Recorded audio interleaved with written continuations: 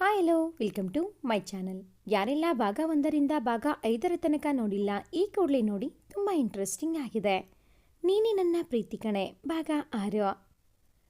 ಇತ್ತ ಕಡೆ ಡಾಕ್ಟರ್ ತಮ್ಮ ಕೋಣೆಯಲ್ಲಿ ಚೈತ್ರಾಳ ರಿಪೋರ್ಟ್ ಹಿಡಿದುಕೊಂಡು ಗೊಂದಲಕ್ಕೆ ಈಡಾದವರಂತೆ ಕುಳಿತಿದ್ದರು. ವಿಷಯ ಹೇಗೆ ತಿಳಿಸುವುದು? ಹುಡುಗ ಮೊದಲೇ ಹೆದರಿದವನಂತೆ ಇದ್ದಾನೆ. ಇದನ್ನು ಕೇಳಿ ಏನಾದರೂ ಹೆಚ್ಚು ಕಡಿಮೆ ಆದರೆ ಎಂಬ ಸಣ್ಣ ಅಳಕು ಅವರನ್ನು ಕಾಡುತ್ತಿತ್ತು. ರಿಪೋರ್ಟನ್ನು ಮತ್ತೆ ಕವರಿನ ಒಳಗೆ ತುರುಕಿದನು. ಕವರಿನ ಮೇಲೆ ಇದ್ದ ಹೆಸರನ್ನು ಒಮ್ಮೆ ನೋಡಿದನು. ಚೈತ್ರ ಎಂದು ಬರೆದಿತ್ತು. ಎಷ್ಟು ಮುದ್ದಾದ ಹೆಸರು ಎಂದುಕೊಳ್ಳುತ್ತಾ ಆ ಕವರನ್ನು ಡ್ರಾಯರೊಳಗೆ ತಳ್ಳಿ ಚೈತ್ರಾಳನ್ನು ಮಲಗಿಸಿದ್ದ ಬೆಡ್ ಕಡೆಗೆ ನಡೆದನು. ತಲೆಗೆ ಆಳವಾದ ಗಾಯವಾಗಿದ್ದರಿಂದ ಹೊಲಿಗೆ ಹಾಕಿದ್ದರು. ಹಣೆಗೆ ಮತ್ತೆ ಕೈಗೆ ತರಚು ಗಾಯಗಳು ಆಗಿದ್ದರಿಂದ ಬ್ಯಾಂಡೇಜ್ ಹಾಕಿದ್ದರು. ಡಾಕ್ಟರ್ ತೇಜಸ್ ಬಂದು ಚೈತ್ರಾಳ ಬೆಡ್ ಪಕ್ಕದಲ್ಲಿ ನಿಂತುಕೊಂಡನು. ಏನೂ ಅರಿಯದ ಮುಗ್ಧ ಮಗುವಿನ ಹಾಗೆ ಮಲಗಿದ್ದ ಚೈತ್ರಾಳನ್ನು ಕಂಡು ಅವನ ಮನಸ್ಸಿಗೆ ಒಂದು ತರಹ ಕಸಿವಿಸಿ ಆಯಿತು. ನಿಧಾನವಾಗಿ ಅವಳ ಹಣೆಯನ್ನು ಮೆಲ್ಲುವಾಗಿ ಸವರಿದಾಗ ಚೈತ್ರಾಳಲ್ಲಿ ಸಂಚಲನವಾಗಿ ಅವಳು ಮುಸುಕಾಡಿದಾಗ ಕೈ ಹಿಂದೆ ತೆಗೆದುಕೊಂಡನು. ಚೈತ್ರ ಆ ಮಂಪರಿನಲ್ಲಿಯೇ ಮನೆ ಎಂದು ಕನವರಿಸುತ್ತಲೇ ಇದ್ದಳು. ಮನೆ ಅವಳ ಅಕ್ಕನಿಗೆ ವಿಷಯ ತಿಳಿಸಬೇಕೋ ಬೇಡವೋ ಎಂಬ ಗೊಂದಲದ ನಡುವೆ ಒತ್ತಾಡುತ್ತಿದ್ದನು. ವಿಷಯ ತಿಳಿದು ತನ್ನ ಮನೆಯವರು ಮತ್ತೆ ಅವಳ ಮನೆಯವರು ಗಾಬರಿಗೊಂಡರೆ ಎಂಬ ಅಳುಕು ಕಾಡುತ್ತಿತ್ತು. ಡಾಕ್ಟರ್ ಹೇಳಿದ ಔಟ್ ಆಫ್ ಡೇಂಜರ್ ಎಂಬ ಮಾತು ನೆನಪಿಗೆ ಬಂದು ತನ್ನ ತಾಯಿಗೆ ಕರೆ ಮಾಡಿದನು. ಆ ಕಡೆಯಿಂದ ಹೇಳು ಮನೆ, ಇವಾಗ ಅಮ್ಮ ನೆನಪಾದಳಾ ಎಂದ ಅಮ್ಮನಿಗೆ ಮನೆ ಮಾತನಾಡುವುದರಲ್ಲಿ ವ್ಯತ್ಯಾಸ ಎನಿಸಿ, ಯಾಕೋ ಕಂದ, ಏನಾಯಿತು ಎಂದು ಕಕ್ಕುಲತೆಯಿಂದ ಕೇಳಿದಳು. ಆಗ ಮನೆ, ಏನೂ ಇಲ್ಲ ಅಮ್ಮ, ಅದು ಮಧ್ಯಾಹ್ನ ಬೆಟ್ಟ ಏರುವಾಗ ಚೈತ್ರ ಎಂದು ಹೇಳಿ ಮಾತು ನಿಲ್ಲಿಸಿದಾಗ ಅವರು ಗಾಬರಿಯಲ್ಲಿ, ಏನಾಯಿತು ಚೈತ್ರಾಳಿಗೆ ಎಂದರು. ಆಗ ಮನೆ, ಎದುರುವಂಥದ್ದು ಏನೂ ಇಲ್ಲಮ್ಮ, ಕಾಲು ಜಾರಿ ಬಿದ್ದು ಸ್ವಲ್ಪ ತಲೆಗೆ ಪೆಟ್ಟಾಗಿದೆ, ಇವಾಗ ಆಸ್ಪತ್ರೆಯಲ್ಲಿ ಇದ್ದೇವೆ ಎಂದಾಗ ಶಾರದಾ, ಅಯ್ಯೋ ಏನಾಯಿತು ನನ್ನ ಪುಟ್ಟ ಜೀವಕ್ಕೆ ಎಂದು ಕುಸಿಯುವಷ್ಟರಲ್ಲಿ ಅಲ್ಲಿಗೆ ಬಂದ ಸುಮತಿ ಅವರನ್ನು ನೋಡಿದವಳೆ ಓಡಿ ಬಂದು ಅವರನ್ನು ಸೋಫಾದ ಮೇಲೆ ಕೂರಿಸಿದಳು. ಅಲ್ಲೇ ಬಿದ್ದ ಮೊಬೈಲ್ ತೆಗೆದುಕೊಂಡು ಅವಳು ಮಾತನಾಡಿದಾಗ ಮನೆ ಅವಳಿಗೂ ವಿಷಯ ತಿಳಿಸಿ ಗಾಬರಿಯಾಗುವಂಥದ್ದು ಏನೂ ಇಲ್ಲ ಎಂದು ಹೇಳಿದರೂ ಕೂಡ ಸುಮತಿಳ ಮನ ನೋವಿನಿಂದ ನಲುಗಿತು. ಆದರೆ ಮನೆ ತಾಯಿಗೆ ಸಮಾಧಾನ ಮಾಡುವ ಸಲುವಾಗಿ ತಾನು ಧೈರ್ಯವನ್ನು ತಂದುಕೊಂಡು ಅವರ ಮುಂದೆ ಏನೂ ಆಗದವಳ ಹಾಗೆ ನಟಿಸಿ ಅವರಿಗೆ ಸಮಾಧಾನ ಮಾಡಿದಳು. ಸುಮತಿಳಿ ಚೈತ್ರಾಳ ಅಕ್ಕನ ಮನೆಗೆ ಹೋಗಿ ವಿಚಾರ ತಿಳಿಸಿದಾಗ ಗೌರಿ ಮತ್ತು ಅವಳ ಗಂಡ ಗಾಬರಿಗೊಂಡು ಅವರು ಚೈತ್ರಾಳನ್ನು ನೋಡಿಕೊಂಡು ಬರೋಣ ಎಂದು ಹೊರಡಲು ಸಿದ್ಧವಾದಾಗ ಬೇಡ ಎಂದು ಮನೆ ಸಮಾಧಾನ ಮಾಡಿದಾಗ ಸರಿ ಎಂದು ಹೋಗುವ ನಿರ್ಧಾರವನ್ನು ಕೈಬಿಟ್ಟರು. ಹಾಗೆಯೇ ಗೌರಿಳೆ ಮನೆಗೆ ಬಂದು ಮನೆ ತಾಯಿಗೆ ಸಮಾಧಾನ ಪಡಿಸಿದರು. ಇತ್ತ ಮನೆಗೆ ಹೇಗೆ ವಿಷಯ ತಿಳಿಸುವುದು ಎಂದು ಗೊಂದಲಕ್ಕೆ ಬಿದ್ದ ಡಾಕ್ಟರ್ ಅನಿವಾರ್ಯವಾಗಿ ಮನೆಯನ್ನು ತನ್ನ ರೂಮಿಗೆ ಬರಲು ಹೇಳಿ ಕಳುಹಿಸಿದ. ಮನೆ ಡಾಕ್ಟರ್ ರೂಮಿಗೆ ಹೋದ ನಂತರ ಬನ್ನಿ ಮನೆ ಕುಳಿತುಕೊಳ್ಳಿ ಎಂದು ಹೇಳಿದಾಗ ಮನೆ ಕುಳಿತ ನಂತರ ಮಾತು ಆರಂಭಿಸಿದರು ಡಾಕ್ಟರ್. ಮನೆ, ಚೈತ್ರ ನಿಮಗೆ ಏನಾಗಬೇಕು ಎಂದು ಕೇಳಿದಾಗ ಮನೆ, ಚೈತ್ರ ನಾನು ಮದುವೆ ಆಗಬೇಕಾದ ಹುಡುಗಿ ಎಂದಾಗ ಡಾಕ್ಟರ್ ಮುಖದಲ್ಲಾದ ಬದಲಾವಣೆಗಳನ್ನು ತುಂಬ ಬೇಗನೆ ಗುರುತಿಸಿದನು ಮನೆ. ಯಾಕೆ ಡಾಕ್ಟರ್, ಏನಾಯಿತು? ಚೈತ್ರ ಇವಾಗ ಚೆನ್ನಾಗಿದ್ದಾಳೆ ತಾನೇ ಎಂದು ಗಾಬರಿಯಲ್ಲಿ ಕೇಳಿದನು. ಆಗ ಡಾಕ್ಟರ್, ಮನೆ, ನಿನ್ನ ಜೊತೆ ನಿನ್ನ ಕುಟುಂಬದವರಾರು ಬಂದಿಲ್ವಾ? ದೊಡ್ಡವರು ಇಲ್ಲ ಚೈತ್ರಾಳ ಕುಟುಂಬದ ಯಾರಾದರೂ ಇದ್ದಾರೆಯೇ ಎಂದಾಗ ಮನೆ ತಲೆ ಅಲ್ಲಾಡಿಸಿ ಇಲ್ಲ ಎಂದನು. ಡಾಕ್ಟರ್ ಮನೆ ಮುಖವನ್ನು ದಿಟ್ಟಿಸಿ ನೋಡಿದಾಗ ಮನೆಯವರ ಹಣೆಯ ಗಾಬರಿಯ ಗೆರೆಗಳನ್ನು ನೋಡಿ ತಾನೂ ಗಾಬರಿಗೊಂಡನು. ಸರ್, ಚೈತ್ರಾಳಿಗೆ ಏನಾಯಿತು ಹೇಳಿ ಎಂದಾಗ ಡಾಕ್ಟರ್ ತಮ್ಮ ಕುರ್ಚಿ ಬಿಟ್ಟು ಎದ್ದು ಬಂದು ಮನೆ ಬೆನ್ನಿನ ಮೇಲೆ ಕೈ ಇಟ್ಟು, ಧೈರ್ಯ ತೆಗೆದುಕೊಳ್ಳಿ ಮನೆ, ನಾನು ಹೇಳುವ ಮಾತುಗಳನ್ನು ನೀವು ಹೇಗೆ ಸ್ವೀಕರಿಸುತ್ತೀರಿ ಎಂಬುವುದು ನಿಮಗೆ ಬಿಟ್ಟಿದ್ದು, ಆದರೆ ಧೈರ್ಯ ಕೆಡಬೇಡಿ ಎಂದು ಅವನ ಕೈಯನ್ನು ಹಿಡಿದುಕೊಂಡು, ಸಾರಿ ಮನೆ, ನಿನ್ನ ಹುಡುಗಿಗೆ ಮೆದುಳಿನಲ್ಲಿ ಒಂದು ಗಡ್ಡೆ ಆಗಿದೆ, ಅವಳ ತಲೆಯನ್ನು ಸ್ಕ್ಯಾನ್ ಮಾಡಿದಾಗ ಇದೆ ಅಂತ ತಿಳಿಯಿತು ಎಂದರು. ಅದು ಸಾಮಾನ್ಯವಾದ ಗಡ್ಡೆಯಾಗಿದ್ದರೆ ಅದನ್ನು ಆಪರೇಷನ್ ಮಾಡಿ ತೆಗೆಯಬಹುದಿತ್ತು, ಆದರೆ ಅದು ಕ್ಯಾನ್ಸರ್ ಗಡ್ಡೆಯಾಗಿದ್ದು ಅದು ತನ್ನ ವಿಸ್ತರಣೆಯ ಹಂತವನ್ನು ತಲುಪಿಯಾಗಿದೆ. ಅದನ್ನು ಹಾಗೆ ಬಿಟ್ಟರೂ ಇಲ್ಲ ಆಪರೇಷನ್ ಮಾಡುತ್ತೇವೆ ಎಂದರೂ ಅವಳ ಜೀವಕ್ಕೆ ಅಪಾಯ ತಪ್ಪಿದ್ದಲ್ಲ. ಅವಳು ಇರುವಷ್ಟು ದಿನ ಅವಳನ್ನು ಚೆನ್ನಾಗಿ ನೋಡಿಕೋ, ಎಂದಾಗ ಡಾಕ್ಟರ್ ಕಣ್ಣಂಚಲ್ಲೂ ಕಮ್ಮನಿ ಜಿನುಗಿತ್ತು. ಇದಿಷ್ಟು ಕೇಳುವಷ್ಟರಲ್ಲಿ ಮನೆ ನೆಲದಲ್ಲಿ ಬಿದ್ದಿದ್ದೇನೋ, ಬುಡ ಕಡಿದ ಬಾಳೆಯ ಹಾಗೆ. ಅವನ ನೋವು ಸಂಕಟ ಯಾರ ಹತ್ತಿರ ಹೇಳಿದರೂ ಸಹಿಸಲು ಸಾಧ್ಯವಾಗುವಂತೆ ಇರಲಿಲ್ಲ. ಯಾರನ್ನು ತಾನು ತನ್ನ ಜೀವನ ಎಂದು ನಂಬಿದ್ದನೋ ಆ ಜೀವನ ಇನ್ನು ಕೆಲವು ದಿನಗಳು, ವರ್ಷಗಳು ಎಂದಾಗ ಆ ವೇದನೆಯ ಆಳವನ್ನು ಅಳೆಯಲು ಯಾರಿಂದಲೂ ಸಾಧ್ಯವಿರಲಿಲ್ಲ.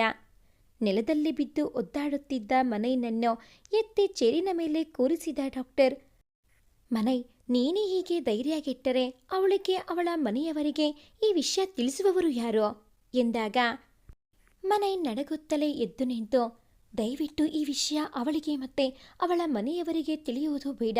ಅವರೆಲ್ಲರೂ ಈ ವಿಷಯ ಕೇಳಿ ಏನಾಗುತ್ತಾರೆ ಎಂಬುದನ್ನು ಊಹೆ ಮಾಡಲು ಸಾಧ್ಯವಿಲ್ಲ ಎಂದೆನು. ಅದು ಏನೇ ಆಗಲಿ, ಈ ಜನ್ಮದಲ್ಲಿ ಅವಳೇ ನನ್ನ ಹೆಂಡತಿ, ನಾನೇ ಅವಳ ಗಂಡ. ಇದನ್ನು ಯಾರಿಂದಲೂ ತಪ್ಪಿಸಲು ಸಾಧ್ಯವಿಲ್ಲ. ಅವಳಿಗೆ ಗೊತ್ತಾದರೆ ಅವಳು ನನ್ನನ್ನು ಖಂಡಿತ ಮದುವೆ ಆಗಲು ಒಪ್ಪುವುದಿಲ್ಲ.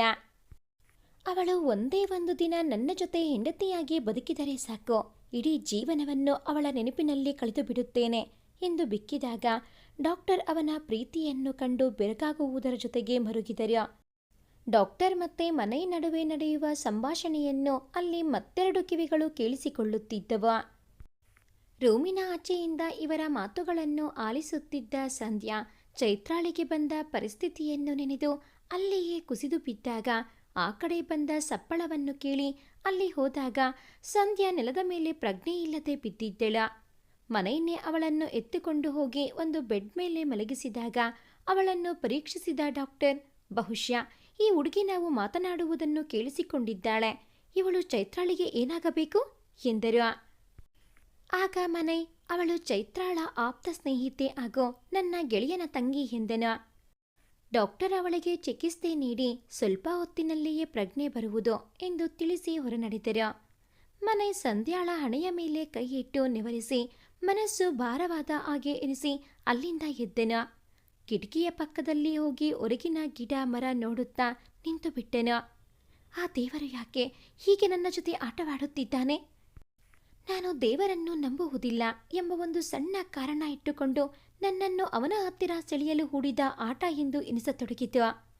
ಮನೈಗೆ ಅವನ ಚೈತ್ರಾಳನ್ನು ಹೇಗಾದರೂ ಮಾಡಿ ಆ ಯಮರಾಯನಿಂದ ಮರಳಿ ಕರೆತರುವುದೊಂದೇ ಅವನ ಗುರಿಯಾಗಿತ್ತು.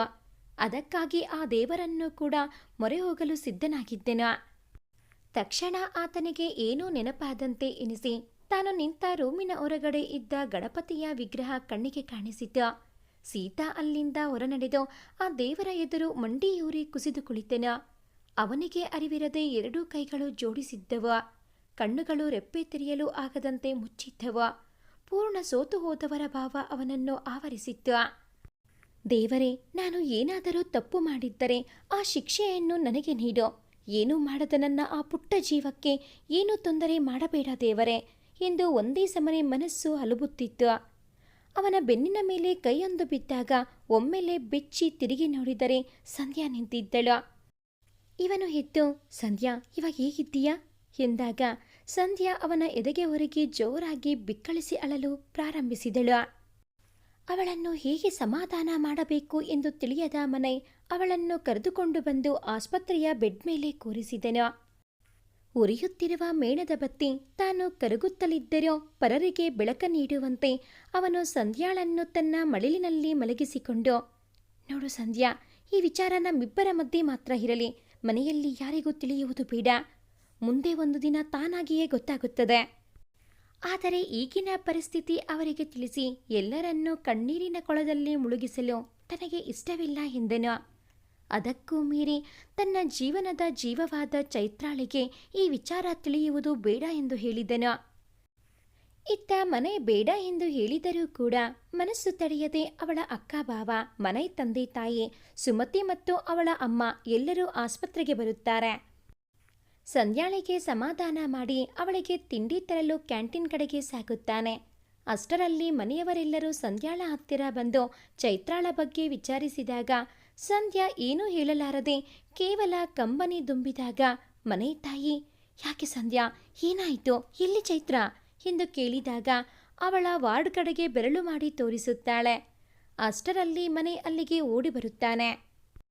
ಬಂದವನೇ ಚೈತ್ರಾಳಿಗೆ ಏನೂ ಆಗಿಲ್ಲ ಎನ್ನುವವರ ಹಾಗೆ, ಏನೂ ಇಲ್ಲ ಅಮ್ಮ, ತಲೆಗೆ ಸ್ವಲ್ಪ ಗಾಯವಾಗಿದೆ ಅಷ್ಟೇ. ಡಾಕ್ಟರ್ ವಿಶ್ರಾಂತಿ ಹೇಳಿದ್ದಾರೆ, ಇನ್ನೂ ಮಲಗಿದ್ದಾಳೆ ಎಂದು ಹೇಳಿ ಅವರಿಗೆ ರೂಮಿನ ಹೊರಗಡೆಯಿಂದಲೇ ಚೈತ್ರಾಳನ್ನು ತೋರಿಸುತ್ತಾನೆ. ಸಂಧ್ಯಾಳ ಕಡೆ ತಿರುಗಿ ಮನೆಯವರಿಗೆ ಏನೂ ಹೇಳಬೇಡ ಎಂಬಂತೆ ಕಣ್ಣ ಸನ್ನೆ ಮಾಡಿದನು. ಆದರೆ ಅದನ್ನು ಸುಮತಿ ಹೇಗೋ ನೋಡಿಬಿಟ್ಟಳು. ಚೈತ್ರಾಳನ್ನು ನೋಡಿ ಮನೆ ಅಮ್ಮ ಮತ್ತೆ ಅಕ್ಕ ಗಾಬರಿಯಲ್ಲಿ ಅಳಲು ಶುರು ಮಾಡಿದರು. ಅವರನ್ನು ನೋಡಿದ ಮನೆ ಚೈತ್ರಾಳನ್ನು ಇಷ್ಟೊಂದು ಪ್ರೀತಿಸುವ ಇವರು ಚೈತ್ರಾಳಿಗೆ ಕ್ಯಾನ್ಸರ್ ಇರುವ ವಿಚಾರ ತಿಳಿದರೆ ಹೇಗೆ ಎಂದು ಒಂದು ಕ್ಷಣ ಯೋಚಿಸಿ ಭಯಗೊಂಡನು. ಎಲ್ಲರೂ ಡಾಕ್ಟರ್ ಜೊತೆ ಮಾತನಾಡಲು ಹೊರಟರು ಚೈತ್ರಾಳ ಆರೋಗ್ಯದ ಕುರಿತಾಗಿ.